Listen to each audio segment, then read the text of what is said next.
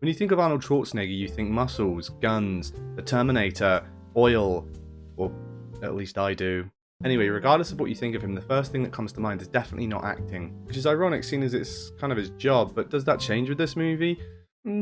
Yeah, no, absolutely not. Jingle All the Way is a Christmas movie made in 1996 about a dad trying his absolute best to get his son the dream action figure toy that seemingly every kid in the world wants. Turbo Man. It's Turbo Time! This movie didn't do the greatest with the critics or the general audience, so I'm here to show you if those ratings are accurate or not. Does this movie hold a special place in my heart and that's the reason I'm doing this video? No chance. We start the movie off with a nostalgic action sequence in a show where Turbo Man saves a young boy. I'm coming, Billy! This show is being admired by Jamie, aka young Anakin Skywalker, or Jake Lloyd. It's clear that he desires this fictional character that is Turbo Man. Jamie exclaims to his mother that his dad is going to miss him receiving his next karate belt. He misses everything. Well, he's not gonna miss this. Ooh. We then get a clear implication that Arnold Schwarzenegger, otherwise known as Howard, is your typical busy businessman. Always answering the phone, seemingly never having a moment off the phone. He's on it so much that his secretary has to communicate with him through writings on folders like a toddler with flashcards. But even then he's too busy to pay attention to what she's saying to him. Even when it's about his kid's karate class that he's definitely not going to miss. I'm gonna make it. I'm gonna make it.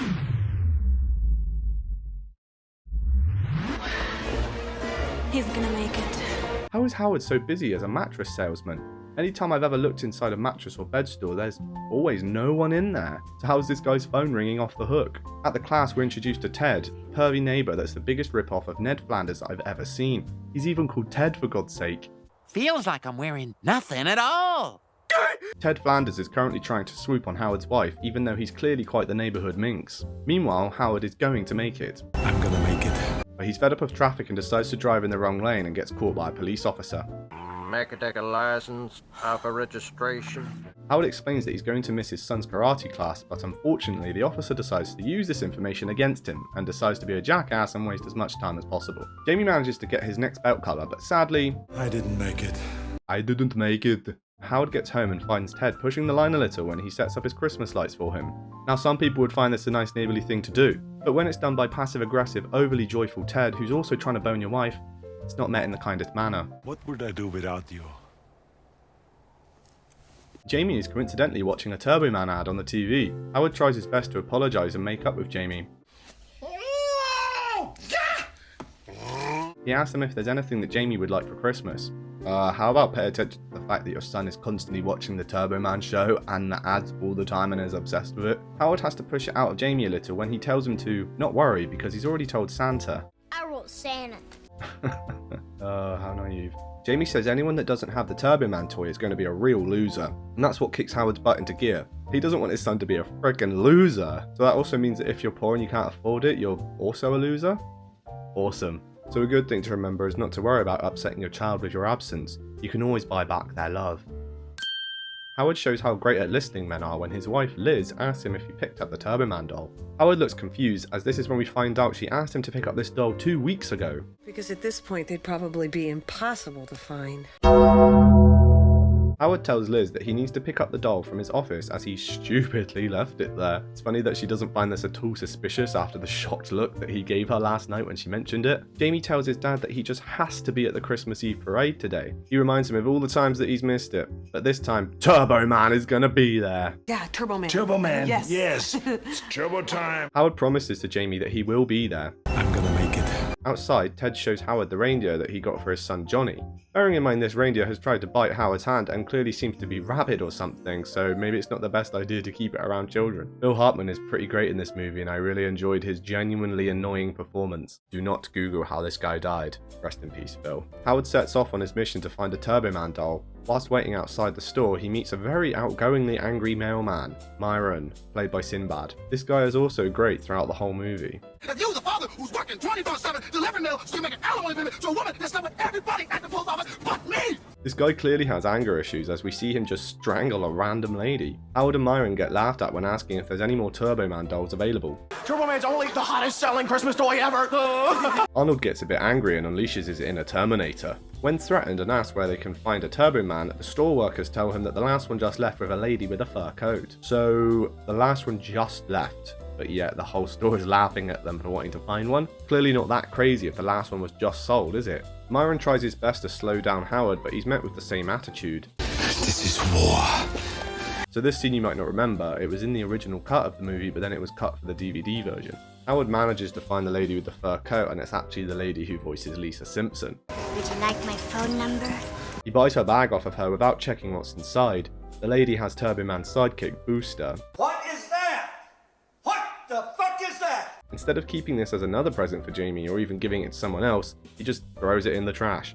Then he sees another lady in a fur coat with a Turbo Man sat so perfectly in her back window. I feel like when you know how rare this doll is at the moment, you wouldn't put it up in the back seat of your window, glaringly obvious for everyone to see. You're just asking to be robbed or for someone to follow your car, which is exactly what happens here. Pervy Ned tries to take his chance on Liz whilst Howard is away. Howard phones his home and is frustrated when Ted answers. Howard just wants to talk to Liz, but Ted is deliberately making this impossible for him. So could you get her on the phone, please? I think she's in the shower, Howard. Do you want me to go check? No! Myron tries to team up with Howard and uses the fact that he's poor as a guilt trip. Come on, Myron. You, poor? With those turkey teeth? I don't think so. Howard once again gets in trouble with the same officer that stopped him for using the wrong lane. The next store that Howard and Myron find themselves in are doing a lottery involving balls with the angriest host I've ever seen. They will announce the few winning balls soon and they will receive a Turbo Man doll. Sounds simple enough, but we have a Christmas movie to make. I just want to point out that I really enjoyed the use of the soundtrack in this movie. Let's track back a little bit to this scene.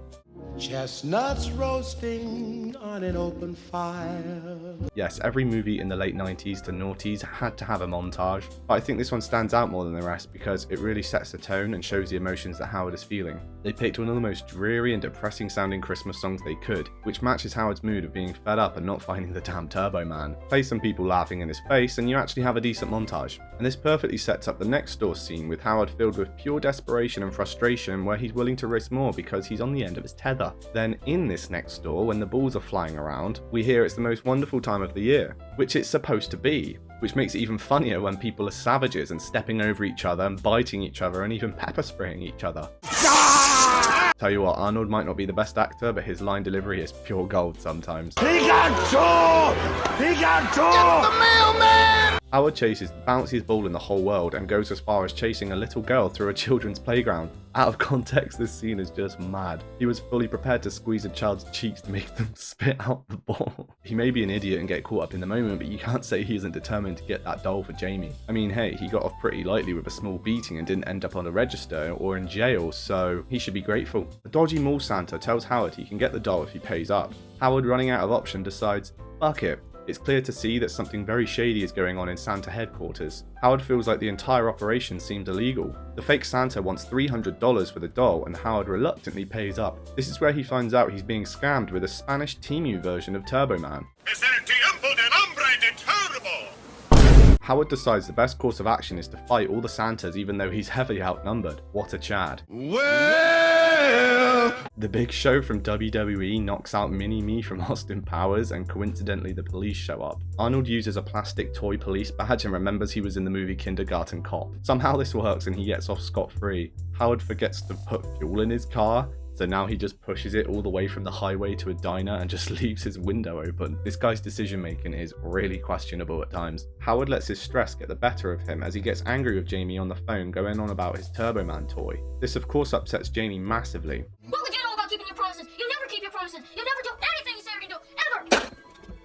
Howard doesn't bother calling back to try and get through to Liz, he just gives up and drinks in the diner. Myron asks for a peace offering as they have a heart-to-heart as fathers. Myron says that when he was younger he wanted a specific toy too, but never got it. Instead his neighbour got one and he turned out to be a billionaire, whereas Myron is stuck being a loser. This makes Howard envision Jamie in that same position, and this is quite funny to see him dressed in Myron's clothes drinking alcohol. Kinda like they're telling us that Howard thinks his son's gonna be a loser if he doesn't get the Turbo Man doll. Not really the best attitude to have about your own son. A radio station host says if you want a Turbo Man doll, you can call in and name all of Santa's reindeers. Myron once again turns into an enemy and breaks the phone cord as Howard tries to call in. The diner waiter takes this very well, as instead of being angry that they just broke the phone booth, he tells them the radio station is quite close and they could travel by foot. Howard makes it there first and manages to barge into the radio station without bypassing any security at all. Myron enters and the movie takes quite a dark turn as, I say this in all seriousness, he threatens them with a bomb. Yeah. Any weapons on you today? Guns, knives, pepper spray, any weapons on you at all? No, but the girls say I'm the bomb. Well, not to worry, it turns out it wasn't a bomb, it was just a music box. The radio show host tells them that what he actually said on the radio was that you could get a Turbo Man eventually with a gift certificate, so there is actually no Turbo Man doll at all. Howard can't seem to get any luck as the same police officer stops him from escaping. Myron threatens them with another bomb. So you know I'm not stable. Tell him. This man is totally insane. Thank you. Howard takes this moment now to really escape. Anyway, turns out that really was a bomb. Sadly though, it's a kid's Christmas movie and no one can die, so the cop just has a smoky face even though an explosive just went off in his hands. Howard manages to get his car towed home after it was completely wrecked. I mean, I know he left the window open a little, but geez. Oh look, here it is, car part D. Ah. Oh dear. Howard sees Ted Flanders putting his star up on his tree, and this is where he draws the line and does the unspeakable. He remembers Ted saying earlier in the film that he already has a Turbo Man for his son Johnny. I got a Turbo Man for Johnny months ago. It's nestled safely under our tree. Feels like I'm wearing nothing at all. Nestled safely under our tree. Nothing at all. Safely under our tree. Nothing at all. So Howard breaks into Ted's house and steals it. Yeah, it's really hard to root for this guy when he makes the decisions that he makes. I mean, dude, you're quite clearly wealthy. Like, look at your house. You know your kid just values your time. You could just get him a load of other toys while you spend more time with him, rather than stooping that low to actually steal from another child. Honestly, I'm so glad that carolers aren't really that popular in the UK. I'd really hate random people just turning up my house and singing until I open the door. I don't know, maybe I'm just a Scrooge. Melon fucker! Howard second guesses his actions and decides to put the toy back. Just as he's about to, he gets chased around the house by the rabid reindeer. He manages to set Ted's house on fire by a decoration falling into the fireplace. Is it normal to have a fire going when you're not in the house? Isn't that just like a massive safety hazard? Howard struggles to put it out, so he kicks the decoration head out of the window. Muchas gracias, afición. Este para vosotros. I mean, I guess it's better to smash the front window rather than setting his whole house on fire. Liz doesn't even want to hear the story that Howard has for this, which, you know, fair enough if you're angry at him, but I would just feel it would be hilarious to hear what kind of crazy story he brings up for this. Ted and Liz decide to go to the parade together. I guess Ted is just going to leave his house unattended whilst the front window is smashed. Does nobody in this town care about their property being vandalized or burgled? Howard has had enough of the reindeer, just fucking punches it. Oh god, this is honestly so hilarious and unexpected when I first saw it. Ted and Liz let their kids go and stand with another family they know. Although when they get there, it doesn't really look like they're standing with anyone. They don't say hello to anyone or anything. Why do Liz and Ted both have to park the car? Also, this seems like it would just be a nightmare to find any parking in a big city like this with a massive parade. Nah bro, I'm taking the public transport. Someone you can talk to.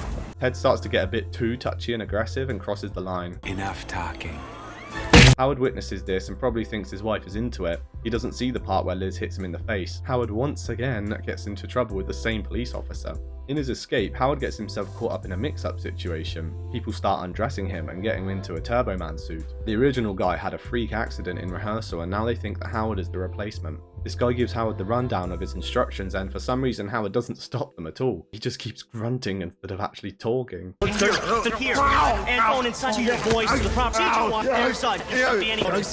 So now I guess Howard is Turbo Man. Well, I guess he has been looking for him the whole movie, so... Howard spots Jamie in the crowd and salutes him. Jamie somehow doesn't recognize his own father, but I'll give him the benefit of the doubt that he's far away. The parade announcement states that Turbo Man can select any child in the crowd to receive a free Turbo Man toy. Well, what a nice coincidence. There's been quite a few in this movie, hasn't there? Howard shouts out Jamie's name in a thick Austrian accent and still neither him or Liz recognize him. Just as Howard was about to reveal himself to Jamie, he gets interrupted by who else but Myron. Yeah, he beat up and stole the costume of the bad guy that's supposed to do an action sequence for everyone with Turbo Man. Oh, shut up! Shut up! Was that in the script? Howard and Myron have a bit of a fight, which of course the audience thinks is all part of the show. Myron chases Jamie up a ladder as he's desperate to take the Turbo Man doll from him. Even Myron being as crazy as he is, would he really make a kid climb up to the top of this tree decoration at the top of a building? Also, it makes you think how crazy Jamie is to actually do this. I know Myron really is trying to chase him, but surely any kid wouldn't think that this is so life-threatening to the point they're willing to risk their life climbing to the top of a building. Howard manages to knock Myron down with a boomerang gadget, but once again, this is a kid's film, so no one can die. Howard catches Jamie as he's falling and finally reveals himself, because yet again, seriously, Liz doesn't recognize him until he takes his helmet off. How many jacked Austrian men are there in this city? She's very turned on by Turbo Man. Jamie is given the Turbo Man doll, yet he decides to give it to Myron to give it to his son. You know, this is gonna make my son really happy. Bro, you're going to jail. I'm going to jail! You chased a child to the top of a building and almost got him killed. Your son is not going to be happy about a Turbo Man doll when his father's going to be locked away for years. Jamie says to his father, "What do I need the doll for? I got the real Turbo Man at home." So you're telling me all this shit Howard went through was for nothing?